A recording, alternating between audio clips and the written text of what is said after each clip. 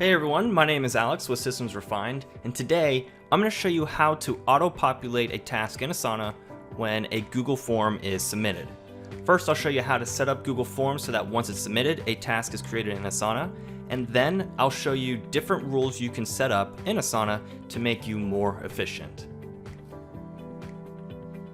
I created a small organizational chart with a scenario, and the scenario is the plumbing client wants a Google Form survey to be completed after service has been provided, but Derek wants to be notified in Asana anytime survey is submitted to manage any bad reviews. And I want to show you exactly what happens when the survey is completed. So here's the end result. So if I go to the survey and I just go ahead and fill this out and click on submit, a new task is created, Derek gets assigned, and it is moved to the survey response section. The first thing you need to do is install the email notifications for Google Forms. And to do that, you just click on the three dots here, go to add-ons, and then just look for email notifications for forms. So it's already installed, but you'll just click on install and then select the Google account that is tied to your Asana account. If you don't have one, you'll have to create one. And once you accept all the permissions, then you'll be able to find the email notifications for Google Forms right here by clicking on this little arrow, and here it is right there. Now we need to make a rule that will create a task in Asana. And to do that, just click on email notifications, then create email notification. And we'll go ahead and create the rule name. And this email address needs to be the email address of the project in which you want the task to be created in. And to find that, go to the project, and then click on the down arrow, import email. And this is the email of the project. So you copy that,